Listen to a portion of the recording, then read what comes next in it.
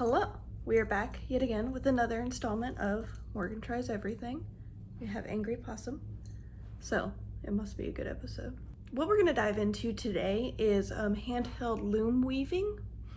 I will be using acrylic yarn, but you can use whatever yarn you like. We'll go into how to make all this stuff and what you need. No, don't walk on the script, no! Guilty. Yes, go that way. You can go over there. One of the things that I find really interesting about weaving, besides the fact that it's one of the oldest art forms that we have and one of the most functional art forms that we have, because weaving is just making fabric. Weave, crochet, is how weaving led to computer science. I think I'm going to do a deep dive into this history as a separate video, but it is very interesting and something fun to Google. Until then, when we think about tapestry weaving, we probably have a very specific image in mind of like a medieval European tapestry. So like you're thinking horses, knights, the usual. But really official weaving is just any kind of weaved fabric with a pattern. So here's our official definition. This is from visualartscork.com. It's actually like a very cool website with lots of stuff. It's very old and it doesn't have its security cert, so be cautious. But it is a very good resource with lots of stuff in it. So here's what they say. Tapestry is an ancient form of textile art that has been practiced all over the world for thousands of years. Ancient Egyptians and the Incans used woven tapestries as shrouds to bury their dead. The Greeks and Romans used them as wall coverings for civic buildings and temples like the Parthenon. The Chinese rarely use them as wall hangings, prefer instead to use them to decorate garments and for wrapping. I also really liked this paragraph from the same website. One of the most expensive and time-consuming crafts, tapestry making only truly flourished in Europe from the Middle Ages onwards at the hands of French and later Flemish weavers. This growth of tapestry art coincided with the era of Romanesque and Gothic art, both part of a religious revival, along with architecture, sculpture, and stained glass were also harnessed by the church to illustrate biblical stories to illiterate congregations. So like the point that they're making here is tapestry weaving is really expensive and it only got popular because the church was like, hey yo, these people can't read, let's get them some nice pictures. So let's take a look at some examples. So I wanted to talk about the Hunt of the Unicorn, which I think is one of like the iconic medieval tapestries. We can see a lot of these characters in this picture. The other thing that's really interesting is we can start to see that people are starting to understand how perspective works. That's one of my favorite things about early medieval art is like they didn't really know how to paint or draw in perspective. So that's why you get a lot of like early medieval art that's like this like weird flat, almost like hieroglyphic art, because they couldn't draw anything in perspective because they didn't know how. But in this one we can start to see there's a very clear foreground, midground, and background. And then we also probably can tell that this was obviously commissioned by a rich person because everyone's wearing velvet, there's a unicorn, there's all these happy healthy dogs hunting. The unicorn is getting one of the dogs though. The dogs and the unicorn should team up to fight their real oppressors, humans. I also want to talk about the Bayeux tapestry. This one's not woven, it's embroidered, but I think it's very cool. It's also huge. It's 231 feet long and 19 inches wide. So those are some of like the famous tapestry, and like obviously this is only medieval Europe as we talked about before. Basically any civilization that had fabric had tapestries. But the medieval ones I think are cool, and I think they're the most iconic. Like when people think about tapestries, that's what they think of. So we're gonna work a lot less detailed and a lot smaller because those take a lot of time and effort. So let's take a look at some examples of those. I'm just gonna pull up my Pinterest. So these are a lot more like what we will be building. They're a little bit smaller. We got some macrame, we got some pictorial ones, we got, you know, just colors, letters, a lot smaller and a lot less intricate. But this is a really brief history of weaving and tapestry. We got an idea about what a more realistic goal of what we will be working on. So before we get started, what we need to talk about is tools. For weaving, you can buy pre-made kits that have literally every single thing you need in it, or you can make pretty much every single thing or DIY it extremely easily. I'm going to show you a couple different ways, but you get to pick whatever you like the most. First and foremost, to weave, what you are going to need is a loom. You can have your huge looms like you would make sheets of fabric with, or you can have teeny tiny looms. I'm going to show you just the back of this piece because we've cheated and already started this one. So it is a square with some notches cut in to hold the string evenly. MDF board, so it's firm, doesn't have a lot of bend in it. You get a square of wood with the same open space that you can work in, and you put nails on top, probably finishing nails something very smooth so your yarn won't catch. And then you can just pull your stuff off when you're done, which is nice. The big thing is you can use any sturdy thing that has spaces between it. For example, this chair, you can loom with that. Cheapest ways, and I think really gives you something cool and funky, stick. We will be weaving with this. I'm also going to show you how to make a loom out of cardboard, but it's a great way to practice, and it's probably free. You probably have cardboard laying around. All right, so that's a loom. One of the other tools that you're going to need is called a comb. You can use a literal comb. You can buy a pre-made loom comb. If you buy a loom already done, you'll probably get a comb of the right size. I use a fork. You just literally need something with space in between. The next thing that you need is scissors. You can use pretty much any scissors as long as you are not working with anything super tiny. If you are working with like embroidery thread, metallic thread, or silk, you will want specifically thread or fabric scissors. Kitchen shears, I think these were like $1.50. The next thing is kind of specific, is called a shuttle. And all this is it's a thing you wrap the yarn around so you can move pieces of yarn throughout the loom very easily. I don't normally actually use one because I work super small and I change colors a lot, so I don't tend to use enough yarn in one go to require a shuttle. But if you work bigger or you just want one color of yarn, then you will probably need one. And again, you can cut this out of cardboard or wood and use it, or go buy one. Next thing though, I definitely recommend getting this is how I store all my stuff because I am very good at this, are what we call tapestry needles or crochet needles. So these are blunt tip needles. They come in either straight like this or little angled. They have really big eyes, so you can put much bigger yarn through it. And then they're plastic, bendable, and soft. The only way I think you could DIY these is a safety pin, but these are really cheap. I would probably just get these. They make a lot of it a lot easier. And if you're into knitting or crocheting, you will probably end up using these anyways. So I recommend getting these. So those are all the tools you'll need. The next thing that you're gonna need is whatever you are gonna actually weave with. You will need at least 2 kinds of string or yarn or whatever else you're gonna use. One will be called your warp, and the other one will be your weft. We'll talk about in depth what these are when we go through actually wrapping our loom and starting, but you do need at least 2 colors of yarn or string or thread or whatever you want to use.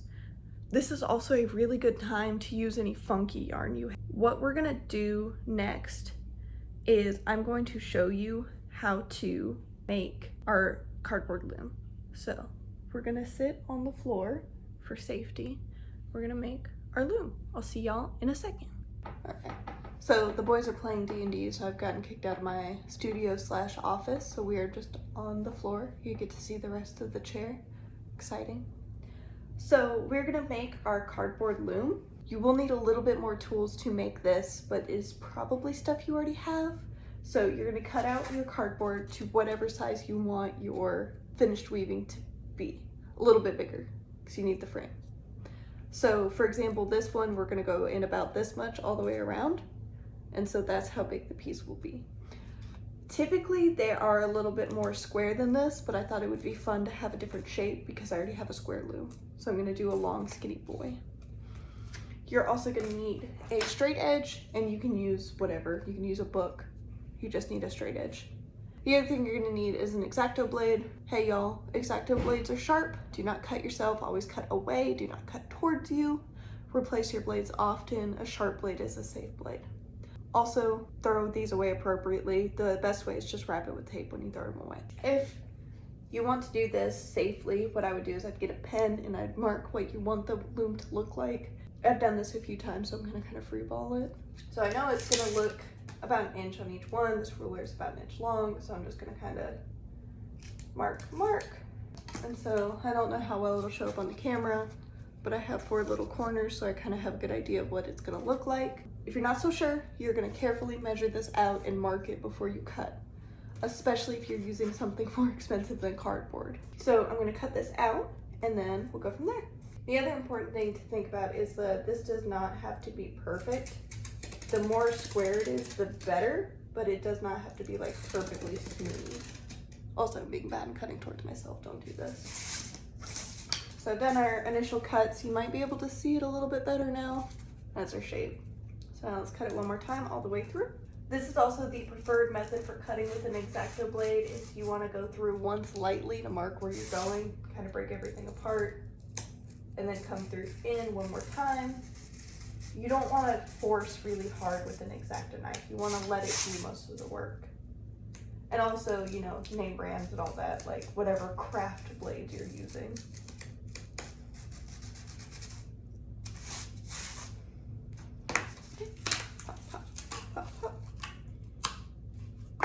We got a frame.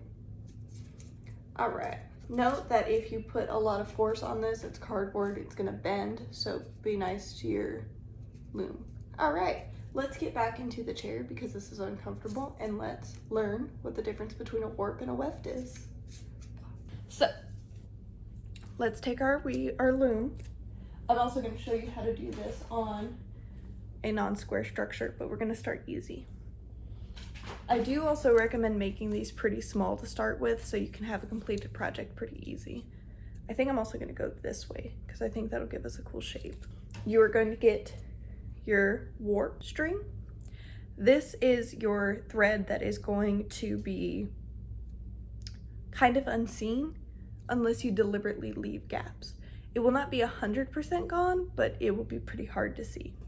So this should be your kind of like blah yarn. This is just some polyester that I stole from my mom. Liberated. So if you have one with nails, what you'll do is you will tie off on one of the nails. For these, you don't technically have to do this first step, but I find it a little easier to get started. It does make it a little hard in the end. And I'm just gonna take it, the end, just a corner, any corner, and just tie it. Just a little loose knot. Just like that.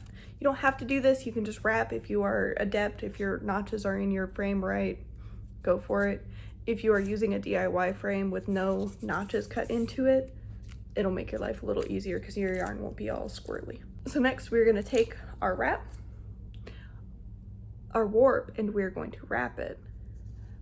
Just nice tension. You want it pretty tight, but not too tight to, you know, break your frame.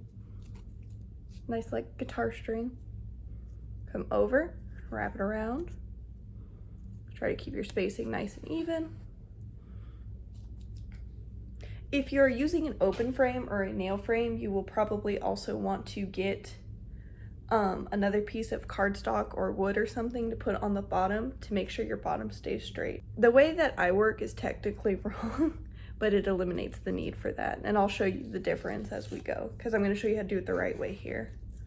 So we keep wrapping everybody, try to keep everything as nice and even. Again, if you have a pre-cut loom, you will just put this yarn or string in the notches and it will behave appropriately. I'm also working with the grain of the cardboard instead of against it. We're getting a little wide. Just so that way we don't have to fight it too much. You can see that I was pulling too tight, the frame started to move. More yarn. Also, if you don't like kicking your yarn up and down the room as you go, I do highly recommend buying a ball winder. I don't have one, I'm cheap, but it'll save you a lot of time and effort. Hurt? Kind of looks like a harp now. All right, there we go, that's better. Less harp-like. Okay, on our last one, we're gonna come down. And again, if you have one with nails, you don't need to do this. You're gonna cut, you're gonna get your boy, put him through, I'm gonna try to let this get a little looser, because I have pulled it too tight.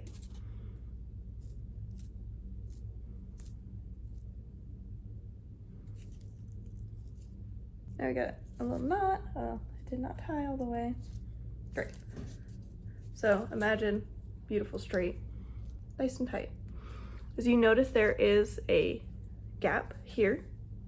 So we have string on the front, string on the back. You only want to work on one of these. I'm bad and use both because I really like the kind of smoosh texture that you get, because you get a lot more stuff to work with, but that's not technically correct. It also does make removal of the tapestry off the loom harder. So now we got our boy. So now what we're gonna do is we're going to get our weft. Our weft is the other yarn, and this is gonna go this way. This is what will make up the actual pattern. I'm not gonna actually use this color. You can also weave with whatever you want. I think for the other one, I'm gonna put these into to get a really nice multi-textural thing. I got some ribbon, some grass grain ribbon. This one though, what I'm thinking is I kind of want like a sunset vibe. I have some like bulk ribbon that I bought from like a thrift store. Oh, you know what? I've changed my mind. I know, we're shocked. I think I'm gonna use, because I actually mostly only grabbed green yarn. So I think I'm gonna use some blues. And so let me show you what this looks like with yarn, which is much more traditional, and then we'll go into some mixed media. You're gonna pull out how much yarn you wanna use. You don't wanna try to pull the whole thing, because then you have to pull all of it through your weaving, and that's why you use a shuttle if you're gonna weave very large or weave all of one color, because then you only have a little bundle. I'm gonna cut some yarn. I'm going to find a crochet needle. Take our boy. You don't have to tie it if you don't want to. You just thread through with enough to hold. This would be all the yarn you'd put in a shuttle if you want to. And what you're gonna do, again, you wanna use just the front ones.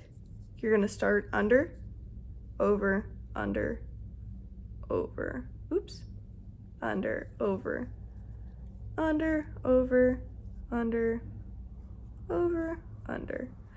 You don't need to use a bent tip one like the one that I'm using. I just prefer it. Oh, I wasn't paying attention, it came through. And then see, because I don't have anything stopping it, it's kind of gone down to the bottom here. That is not what we would like. So we're gonna kind of shimmy them up. This is where something like that cardboard or cardstock would be useful. Just kind of pull. I'm not gonna worry too much about it because he's the first one. Okay, we pull it down so it's all level. Congratulations, you have done your first weaving. The next step is kind of important too though, so let me show that to you, and then I'm gonna do a little bit of a time lapse while I work on this, and then we'll come back and show you how to finish it. First, let's go through, because I wanna show you something that can happen. If you start your next row, so notice here at the end, we're behind our string here. If you go behind and do the same pattern, you're gonna pull your last thread of your weaving out. So you wanna make sure that wherever you start is opposite. And so then see what it'll do is it'll tie like that, and it will be tied around so it will not come undone. This also will give you a nice alternating pattern. It'll look very typical of fabric. Once you get this down, then you can do different patterns. I think with these colors, what I'm thinking of is kind of like a trans flag, which I guess trans flags aren't white at the bottom. I think it'll still be pretty. All right, so let's do our next one, and then we'll go to a time lapse.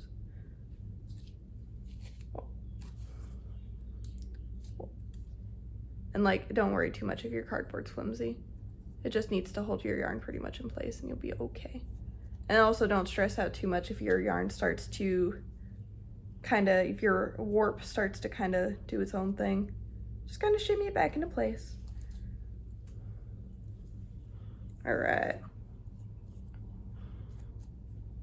I'm kind of pulling just everybody through real fast. It's a little bit easier on a very stiff loom because you don't have to worry so much about the tension, and if you're working with smaller pieces of yarn. Okay, we're getting there. All right, so now it kind of looks like this. And like maybe that's what we want, but like probably not. We probably want it to be tighter.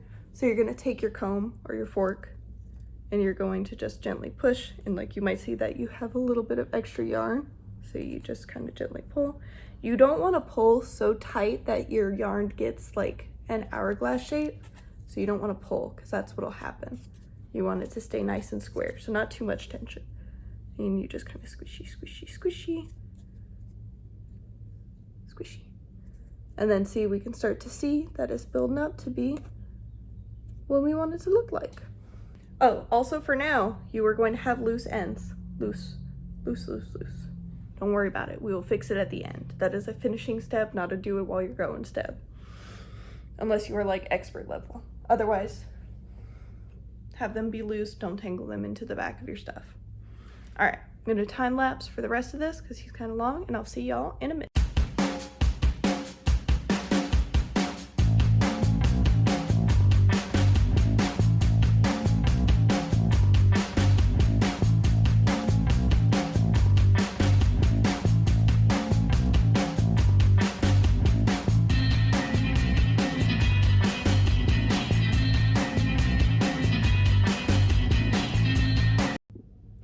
So we are done with our example weave, which I did a lot of ribbon, so it went by pretty fast. The smaller your weft, the longer it'll take.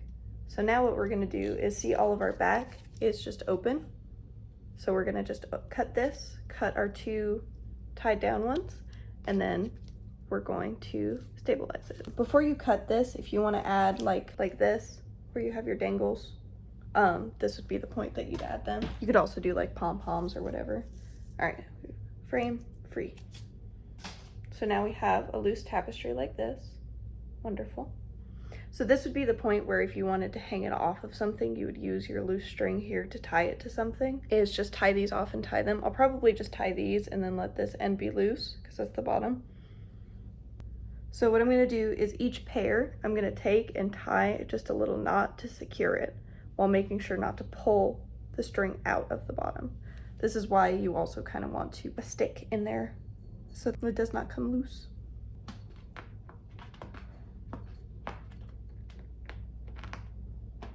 So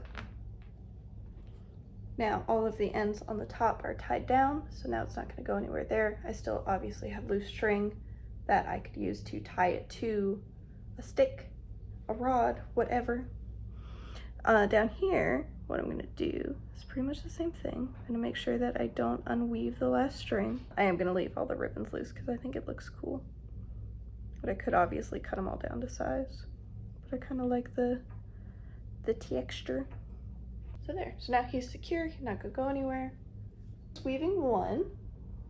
I'm going to show you guys next how to do this with our natural. So what I'm going to show you guys next is a natural loom. Okay. So let's take a look with our natural loom. So this also is going to be a little bit hard to keep everybody straight, and then we also have this is much longer than this, so we need to stop it probably like here and like give it some space here because we don't want to work super small because it's going to be really hard to get the crochet needle in there. It'd be really hard to get a shuttle in there too. So just think about what size you're working with. So we're going to start at the crook, the inside. We're gonna do just a little tiny, so now we have a stick with some string tied to it. We're gonna wrap, just like we did with our cardboard one, little thing going. We do have a little loose tail. And when you're working with something like this, you do wanna make sure that you're not gonna pull too tight and break your stick. It's also kind of coming at an angle.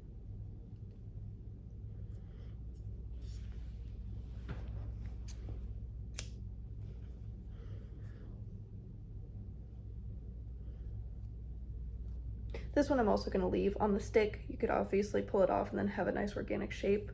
I'm just going to leave it on the stick though. Okay, so there we go. We have our loom. He's obviously much looser, but that's kind of what I want. I kind of want it to look organic.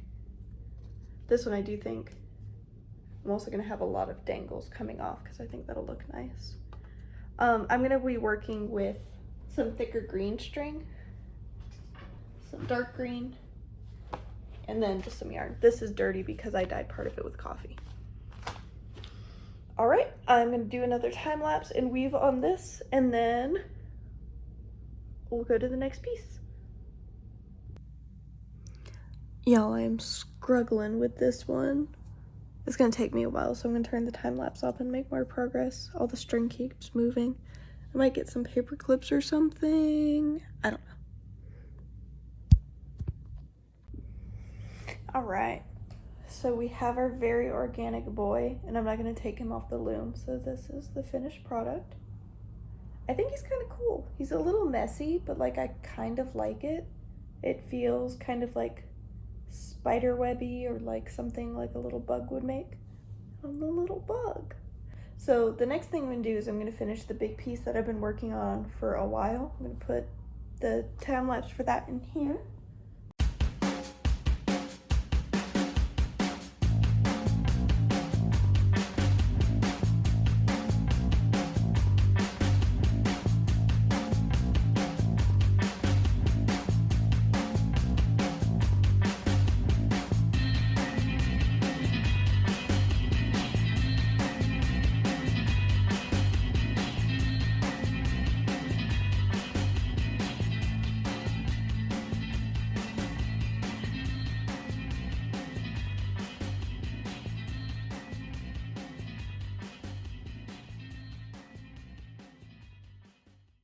I could say the Wendy Cope like she's only ever done one.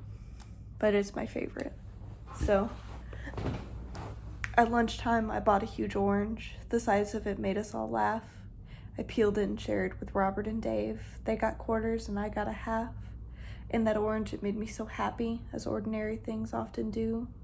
Just lately, the shopping, a walk in the park, this peace and contentment, it's new. This one got a little shifted. I did all the jobs on my list and enjoyed them and had some time over. The rest of my day was quite easy. I love you. I'm glad I exist. It's so lovely. I was so cheerful, and it makes, like, this is it. This is the goal, man.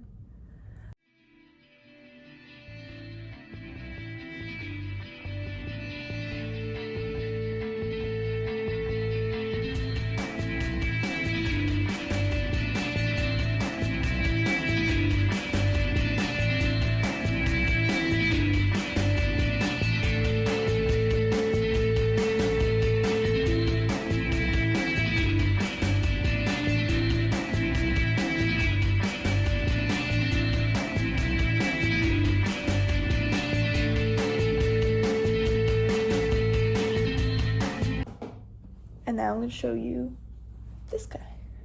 So he's not 100% finished yet, and I didn't finish him on purpose because I wanted to show you some things. So this is what he looks like. I'm very proud. I'm very happy with him. And it's the Wendy Cope poem. As you can also see in the back, I have weaved through everything, unlike what we did with the pink and blue one we did in the beginning. So what I'm going to do now is I'm going to cut all of these loose and tie them down. I have had 2 pairs of scissors. I have literally not gotten up, and I have lost both pairs of scissors. Located. They were all in my lap. So what I'm going to do to get it out of this loom is basically I'm going to take each side. Actually, before I do that, let's make my life a little bit easier. And see how I have all these loose danglies? We're going to tuck them all in. So you take your crochet needle, and all you want to do is you want to get all of the, I'm just threading the needle right now with one of the loose ends. And you just want to get everybody into the back, nice and loose, like so. And then you're just going to tie him off to something else. And so then now we have a nice little knot on the back. He is on the edge, so you will kind of be able to see it on the front. But I think once we tie everything else, it'll be okay. All right, I'm going to do the rest, and then I'm going to show you how I tie everything off. All right, so here she is, loose. I'm very happy with it. I might do something with these, but I really like the loose tassels. I love these down here too. They're very uneven, and I like that a lot. So we made 3 tapestries today. So the reason that I've kind of been tapestry crazy is I have a vision my bedroom has and then crown molding, and what I think would be really pretty is, right now it's all the same color. I want to paint the crown molding and the space above it white, because I feel like that's what most crown molding space gaps are. And then I'm going to fill the entire space with tapestry. And I also need to finish painting downstairs before I should start a whole new painting project. And what I did find, though, when I went and dug through all the old paint that got left here, I found white acrylic paint, latex paint, so I don't have to go buy paint.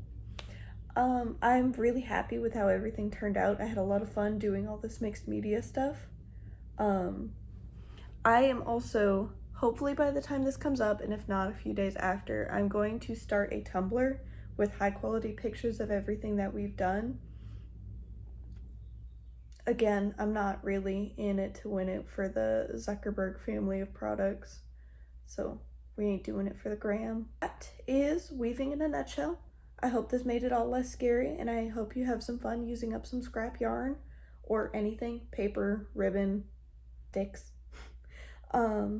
And that is all that I got for y'all. We'll be back again next week.